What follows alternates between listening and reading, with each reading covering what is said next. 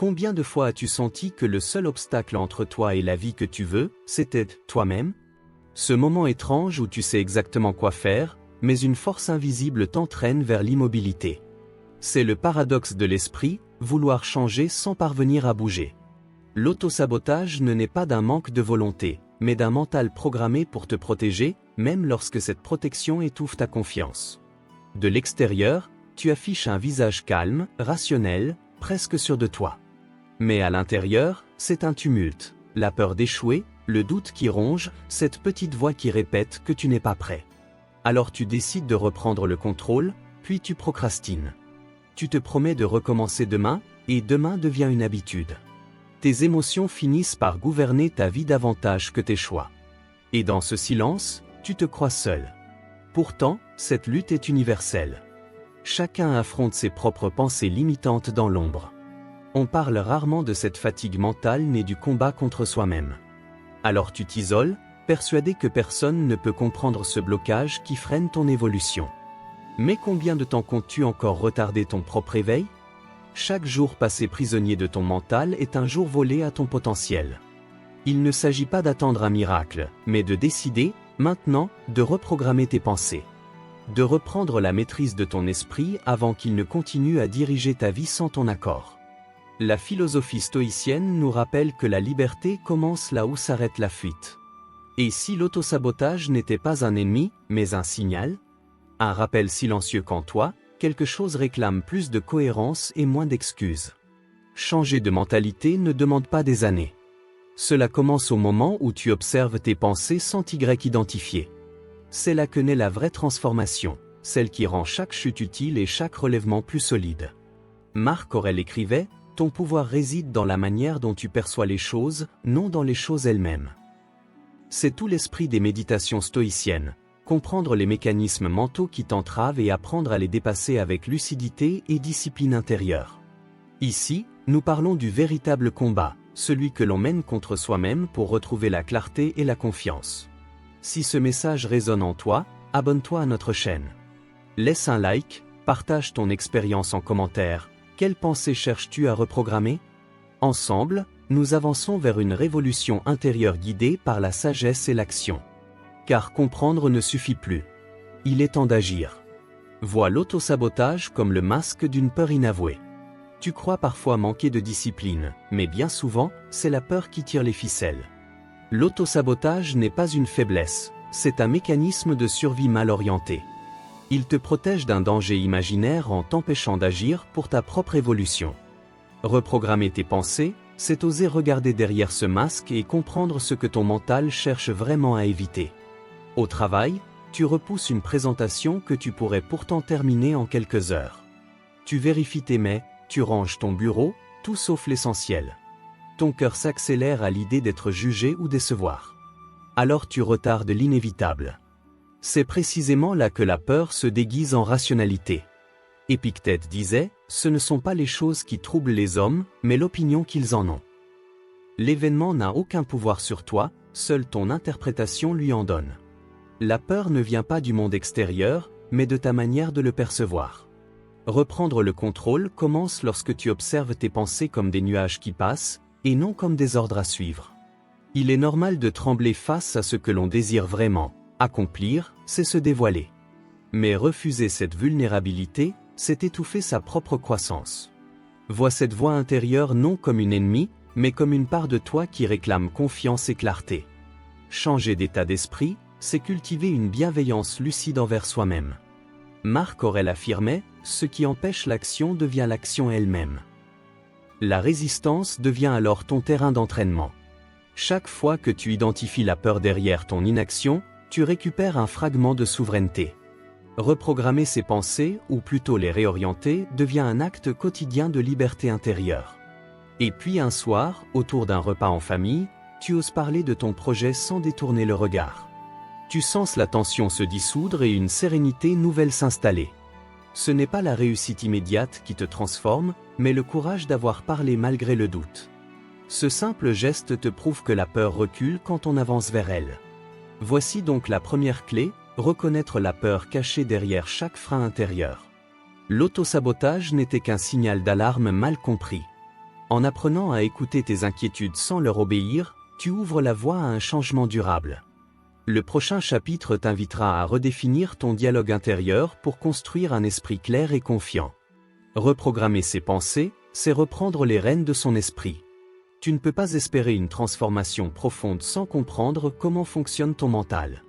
Tant que tu laisses ton esprit agir en pilote automatique, tes anciens schémas d'auto-sabotage reviendront, simplement déguisés. Reprogrammer ses pensées, c'est apprendre à écouter ce dialogue intérieur qui décide trop souvent à ta place. La question stoïcienne est directe. Veux-tu continuer à subir ton esprit, ou choisir consciemment ce qu'il crée? Imagine, tu rouvres un document abandonné depuis des semaines. Tu fixes l'écran, relis les mêmes phrases sans oser en modifier une seule. Une voix murmure, ce ne sera jamais assez bon, et ton corps se crispe, comme s'il attendait un jugement invisible. Tu t'en veux de céder à cette appréhension, mais elle semble plus forte que ta volonté. Voilà le véritable sabotage intérieur, une peur maquillée en prudence. Sénèque disait, ce n'est pas parce que les choses sont difficiles que nous n'osons pas, c'est parce que nous n'osons pas qu'elles sont difficiles. Plus tu redoutes l'action, plus elle te paraît insurmontable. L'esprit fabrique sa propre cage en anticipant l'échec. Le stoïcisme t'invite à regarder cette peur sans lui obéir, comme un nuage qui passe plutôt qu'un mur qui se dresse. Reconnaître ce mécanisme ne signifie pas se juger. C'est au contraire un acte de lucidité bienveillante. Ton mental a appris à associer risque et danger. Il croit te protéger, alors qu'il te limite. Changer cette dynamique commence lorsque tu refuses de confondre sécurité et immobilisme. Épictète le rappelait, nul n'est libre tant qu'il n'est pas maître de lui-même. Voilà la clé concrète. Prêtez attention aux pensées récurrentes qui te freinent et les reformuler avec clarté. Remplace « je n'y arriverai pas » par « j'apprends à progresser ». Ce simple déplacement intérieur substitue la peur par la présence. Et c'est ainsi qu'une vraie métamorphose commence. Et puis un matin, dans le métro bondé, tu observes les visages fatigués autour de toi. Au lieu de ruminer tes inquiétudes, tu inspires profondément. Ce geste devient ton ancrage. Tu choisis la conscience plutôt que l'automatisme. Tu sens que ton esprit ne te mène plus malgré toi, il avance avec toi. Chaque pensée reprogrammée est une victoire silencieuse sur tes anciens réflexes de fuite. En transformant ton discours intérieur, tu rebâtis une confiance authentique. L'autosabotage recule lorsque l'observation remplace le jugement et que l'intention guide l'action. Le chapitre suivant t'aidera à préserver cette nouvelle énergie face à un poison subtil, la comparaison. Quand la comparaison étouffe la confiance. Il est si facile de croire que les autres avancent plus vite, mieux, ou avec davantage de mérite. Cette perception déforme ton regard et t'enferme dans une compétition imaginaire où tu te sens toujours perdant. À force de mesurer ta vie à celle filtrée des autres, tu oublies que ton chemin possède son propre rythme. La question stoïcienne devient alors: comment rester maître de ton esprit lorsqu'il s'égare dans le miroir des autres?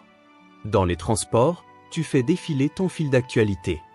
Succès rayonnant, sourire parfait, projet qui semble aboutir sans effort. Ton ventre se serre, un mélange d'admiration et de découragement. Sans t'en rendre compte, tu compares chaque détail de ta vie à des instants soigneusement choisis. Et ce geste anodin te prive d'une énergie précieuse, celle qui nourrit ta confiance. Celui qui regarde sans cesse ce que possèdent les autres ne profite jamais de ce qu'il a déjà. Cette idée résume parfaitement le piège de la comparaison. Tu détournes ton regard du réel pour le fixer sur une illusion. Le stoïcisme rappelle que seule la maîtrise de nos jugements apporte la paix intérieure. Reprogrammer son mental, ici, consiste à ramener son attention sur ce qui dépend vraiment de toi. Ressentir un malaise face à la réussite des autres n'est pas une faute, c'est un signal, un besoin d'acceptation et de reconnaissance en quête d'un bon endroit où se poser. En cherchant à te valider à travers le regard extérieur, tu oublies de reconnaître tes propres progrès. Changer cette dynamique commence par accueillir cette émotion sans te laisser envahir. Marc Aurèle disait, ne perds plus ton temps à débattre de ce qu'un homme bon doit être. Sois-le.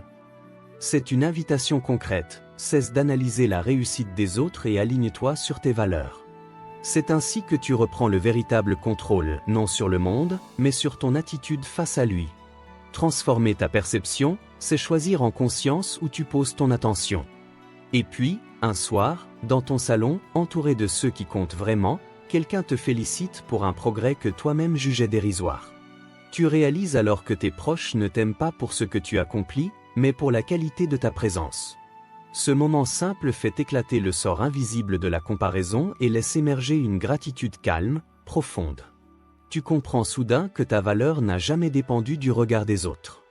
Voilà la troisième clé, cesser de se mesurer pour commencer à se découvrir. La confiance renaît lorsque tu observes ton parcours avec bienveillance plutôt qu'à travers le prisme du manque. L'autosabotage se retire dès l'instant où tu choisis l'appréciation plutôt que la compétition intérieure. Dans le prochain chapitre, nous verrons comment transformer tes erreurs en tremplin pour poursuivre ton évolution avec sérénité. Accueillir les erreurs, les maîtresses silencieuses du progrès intérieur. Tu as passé des années à vouloir tout faire parfaitement, à craindre le moindre faux pas comme s'il effaçait toute ta valeur. Pourtant, chaque chute porte une leçon que ton mental refuse parfois d'entendre. Pour dépasser l'autosabotage, il faut cesser de confondre erreur et identité. Peut-être que reprogrammer ses pensées commence par redéfinir ce que signifie vraiment échouer. Imagine, au travail, tu présentes un projet devant ton équipe. Un sourcil qui se lève, une phrase maladroite, un chiffre qui sonne faux, et ton esprit s'emballe. J'ai tout raté. La chaleur envahit ton visage, ton souffle se coupe et tu rêves de disparaître. Ce moment pourtant banal devient pour toi une condamnation intérieure au lieu d'une simple expérience humaine. Sénèque rappelait, « Il n'y a pas de vent favorable pour celui qui ne sait pas où il va ». Cette phrase résonne comme une invitation à orienter ta perception plutôt qu'à juger ta performance. L'erreur n'est pas une barrière, c'est une boussole qui pointe ce qui doit évoluer.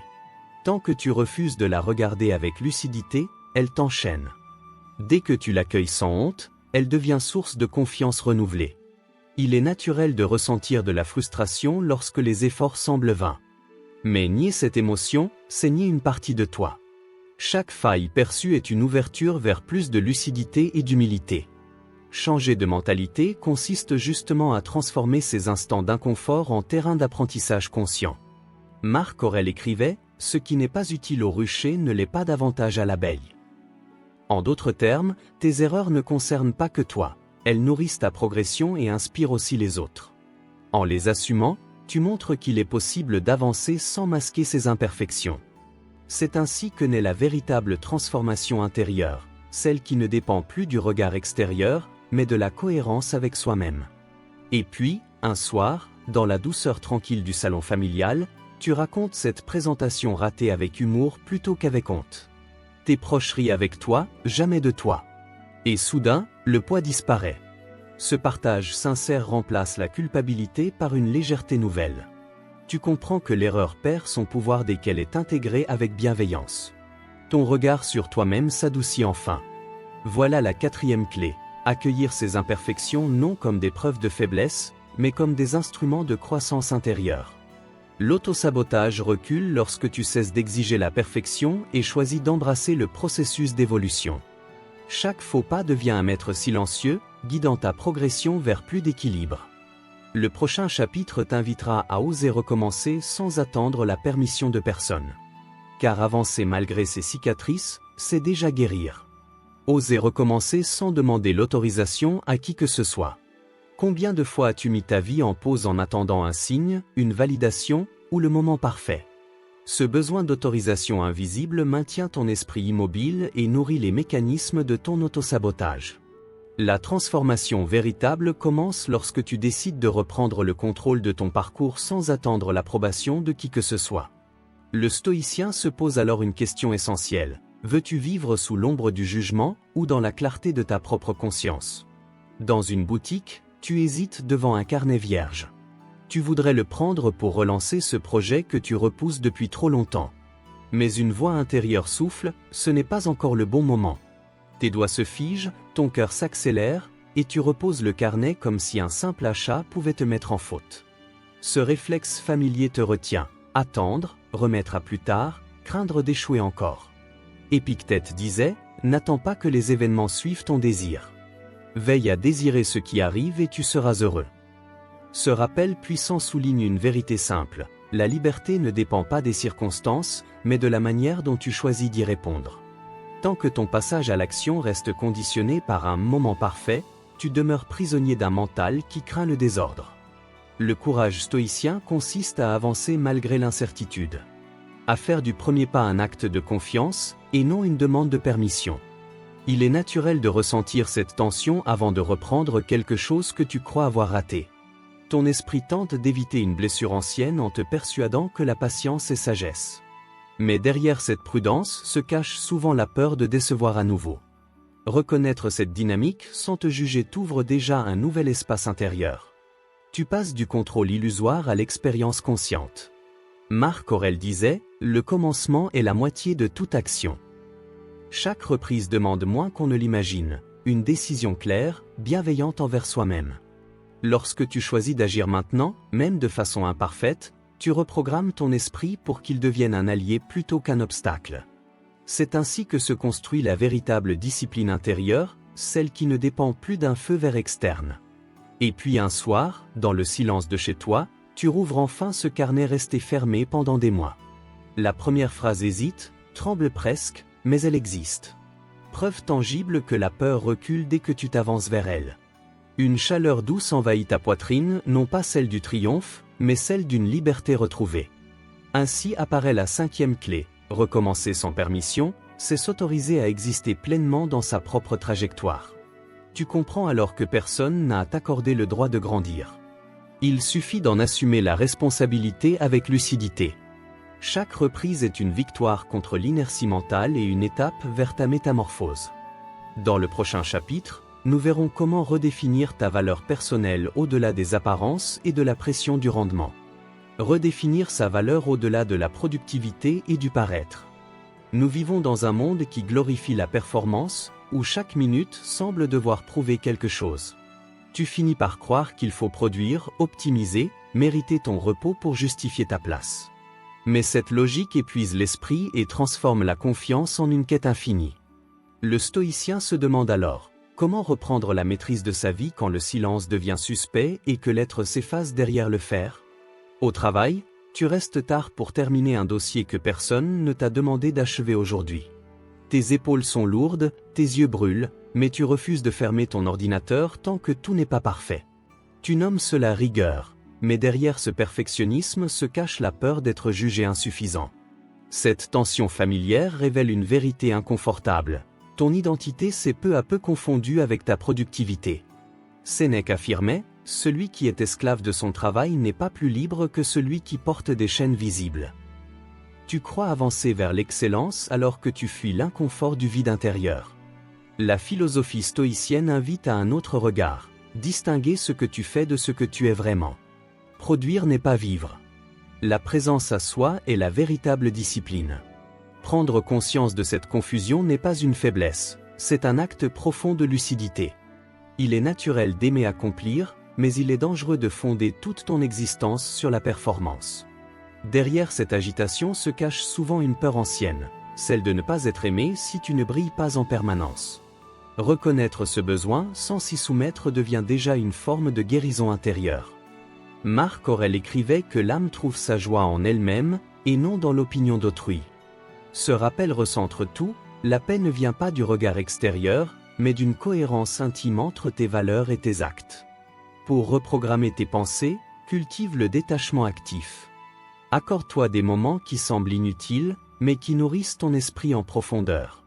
C'est de cette façon que naît une liberté durable, loin de la tyrannie du rendement. Et puis, un matin, autour du petit déjeuner familial, tu poses enfin ton téléphone pour écouter réellement ceux qui partagent ce moment avec toi. Les rires retrouvent leur place. Le temps cesse d'être compté. En ralentissant, tu offres plus de présence que 1000 gestes productifs. Cet instant ordinaire révèle une transformation silencieuse. Ta valeur ne dépend plus du faire, mais du lien vivant que tu cultives avec toi-même et les autres. Ainsi se révèle la 6e clé. Ta dignité n'a jamais reposé sur tes performances, mais dans ta capacité à rester aligné malgré la pression du monde. En cessant de confondre activité et existence, tu ouvres un espace intérieur où une transformation authentique devient possible, celle qui naît du calme et non de l'agitation. Le prochain chapitre t'invite à comprendre pourquoi la guérison du mental suit une route en spirale, et non une ligne droite. Comprendre que la guérison est une spirale, pas une trajectoire rectiligne. Tu penses parfois que la paix intérieure devrait ressembler à une victoire définitive, une stabilité sans faille, sans retour en arrière. Pourtant, toute évolution profonde avance en spirale. Elle te ramène vers les mêmes blessures, mais à un niveau différent. Cette répétition renforce ta croissance et t'enseigne comment reprendre le contrôle sur ton esprit. Le stoïcien se demande alors comment rester stable quand le chemin du mieux-être semble te ramener en arrière. Dans les transports, ton regard se perd par la fenêtre. Une ancienne pensée réapparaît soudain. Et si je n'avais pas vraiment changé ? Ton ventre se serre, ton souffle se raccourcit, et l'ancien doute tape à la porte de ta conscience. Tu croyais avoir dépassé cette peur, et pourtant la voilà, intacte. Ce moment familier te fait douter de tes progrès, comme si chaque pas en avant annulait le précédent. Sénèque rappelait pourtant, ce n'est pas parce que tu avances lentement que tu recules. Cette phrase éclaire ton trouble. Confondre le retour d'une émotion avec une régression te prive de la vision globale de ton parcours. Chaque repli apparent n'est qu'un cercle plus large sur la spirale de ton évolution intérieure. Le stoïcisme t'invite à accueillir ces cycles comme des phases naturelles de stabilisation, et non comme des échecs personnels. Il est normal de ressentir de la fatigue lorsque les mêmes peurs reviennent. Ces retours indiquent simplement où ta confiance doit encore s'ancrer. Plutôt que de blâmer ton esprit, observe-le avec bienveillance lucide. Changer de mentalité, c'est accepter que grandir ne signifie pas effacer ses ombres, mais apprendre à marcher avec elles. Marc Aurèle disait, « La perfection de la conduite consiste à vivre chaque jour comme le dernier, sans agitation ni mensonge. » Cette sagesse t'invite à cesser de mesurer ta progression selon des critères rigides. Chaque instant devient alors une occasion d'équilibre plutôt qu'un test. Cette perspective apaise le mental et transforme le doute en constance. Et puis un soir, dans la tranquillité du salon familial, une légère tristesse remonte sans raison claire. Tu respires profondément. Tu restes présent, sans fuir ni combattre cette émotion connue. Et elle finit par se dissoudre, laissant derrière elle une clarté paisible. Tu comprends alors que guérir, ce n'est pas ne plus tomber, mais apprendre à se relever avec douceur. Ainsi se révèle la 7e clé, l'esprit guéri en cercle concentrique, jamais en ligne droite. Chaque retour est une invitation à consolider l'apprentissage plutôt qu'une preuve d'échec. En adoptant cette cyclicité naturelle, tu construis une confiance durable, fondée sur l'expérience vécue plutôt que sur l'illusion du contrôle absolu. C'est là le cœur même de la sagesse stoïcienne, avancer sans hâte, mais sans pause, vers une sérénité consciente et stable. Tu as parcouru un chemin exigeant, tissé d'observations lucides et de défis intérieurs. En affrontant ton autosabotage, tu as découvert que les obstacles ne résident pas dans le monde, mais dans la manière dont ton mental les interprète. Cette compréhension marque une véritable métamorphose, celle qui naît de la conscience et du discernement. Tu as appris à accueillir tes pensées sans t'y soumettre, à distinguer ce qui dépend vraiment de toi de ce qui ne t'appartient pas. Dans cette clarté nouvelle, l'acceptation devient une force, et la présence un abri sûr. Désormais, tu sais que la sérénité ne vient pas de l'absence de tempête, mais de la stabilité de ton gouvernail intérieur. Marc Aurèle le rappelait, ce qui trouble ta vie, ce n'est pas ce qui arrive, mais l'opinion que tu t'en fais. En appliquant cette sagesse, tu apprends à reprogrammer ton esprit, à reprendre le contrôle du mental et à avancer avec une confiance tranquille. Les vents contraires deviennent des exercices de vertu, chaque doute, une occasion d'approfondir ta paix intérieure. Le stoïcisme cesse alors d'être une idée abstraite, il devient une discipline vivante qui t'offre la liberté au cœur même des circonstances. Si ces réflexions résonnent en toi, rejoins notre communauté. Ici, nous explorons ensemble les mécanismes mentaux qui limitent notre réussite et apprenons à les dépasser avec lucidité, compassion et pratique quotidienne. Un abonnement est un engagement envers ta propre évolution. Un like ou un commentaire, un geste de bienveillance envers tous ceux qui marchent sur ce chemin intérieur. Souviens-toi, la sagesse n'est pas un sommet, mais un pas renouvelé chaque matin. Chaque pensée observée sans jugement est déjà un pas vers la liberté intérieure. Continue d'avancer sans précipitation ni peur, c'est dans la constance paisible que naît la véritable confiance, celle qui transforme le mental autant qu'elle éclaire la vie.